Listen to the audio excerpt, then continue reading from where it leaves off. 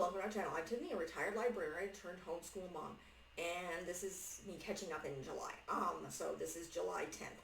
So in honor of women inventors, rather than my original idea was to go through various different women inventors, instead we're going to be working on this series. So this is Superwomen in STEM. I'm going to be covering Women Scientists in Physics Engineering by Catherine Brereton. I don't think we've actually read this. We found these with my daughter. I think we found them when she was asking for medical books. She's 5. Well, she will be in a matter of weeks. She's close enough. Her birthday's at the end of July. So rather than covering the inventors, I have these on hand. I like them, so we're going to cover this series. So this is, again, Superwomen in STEM, Women Scientists in Physics and Engineering by Catherine Brereton. I think Brereton. I might not be pronouncing that wrong. Okay, so it's studies, kind of talks about what this subject is, and then it goes through different women. In this case, we're going to start off with, I don't think we've read this one yet. So, Hertha Brereton? Okay, I'm mispronouncing. And her real name was Phoebe Sarah Marks. Hertha was a nickname, and that she adopted.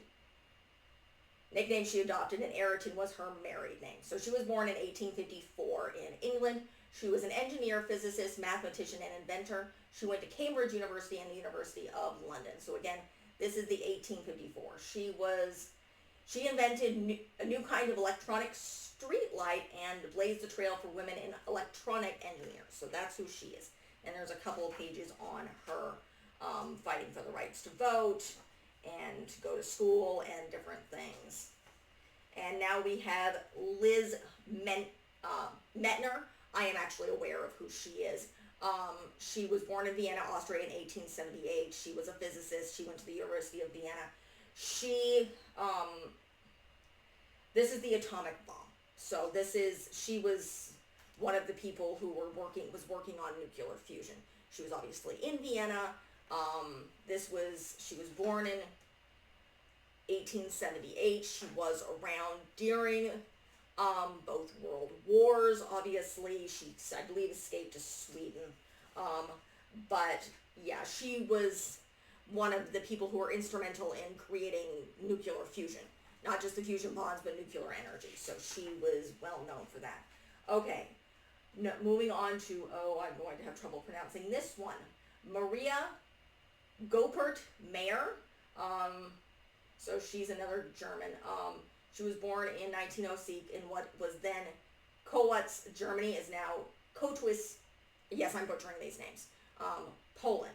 So she's a physicist at the University of, again, I'm going to butcher this. I am neither German nor am I, okay, I'm not Polish. I don't speak German. I am, in fact, genetically German. I have family that's from Germany. Not that far back in generations as well. But University of Göttingen. Again, I'm mispronouncing this. Let's see.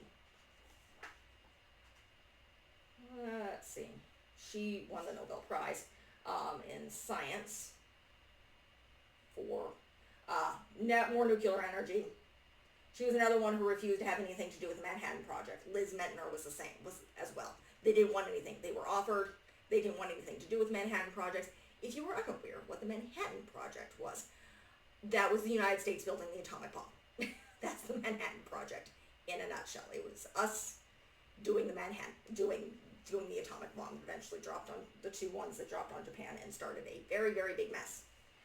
Okay, so yeah, she won the Nobel Prize in, obviously, physics. And now we have Lillian Gabarath.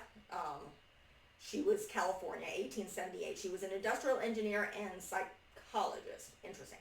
She went to the University of California and then Brown, which is back east. So she, let's see, I've not actually heard of her. Let's see. What on earth was she doing? It looks like the refrigerator. So she was working on helping disabled people in the home. So she was working on engineering, spreading different ideas there. Okay, here's another person that I know of. This is Hedy Lamarr. She was born Hedwig Eva Maria Kistler. Hedy Lamarr was her stage name. She was in fact an actress in old Hollywood. She was an actor and inventor. She was self-taught. What she did, and I know this off the top of my head, is, you know, your cell phones? She invented the signal hopping technology that helps with that led to modern Wi-Fi. She created it with the intent of turning it over to the U.S. Navy to help with their submarines. But of course they ignored her because she was gorgeous. Yes. That is a picture of the actual Hedy Lamarr. She was an actress because that's what was able to get her money. She was Jewish. She escaped Austria, but she was focused on trying to help destroy the Axis powers. Again, she was Jewish and from Austria. So she's actually, I'm definitely going to cover her myself. She's a hero of mine. She's gorgeous. She's she was madly intelligent. She was not recognized until later in life. But they just ignored her because she was a woman and she was beautiful. And she knew that. But that's talking about the smart technology. All right, now, this is a group thing. So, the Ladies Brigade and the Rosie the Riveter. So, this is talking about a group of different women. The actual Rosie the Riveter was born in 1942 in Pittsburgh, Pennsylvania. She was a fictional machine worker. So, this is really talking about the World War II, the women who worked as part of the World War II war effort.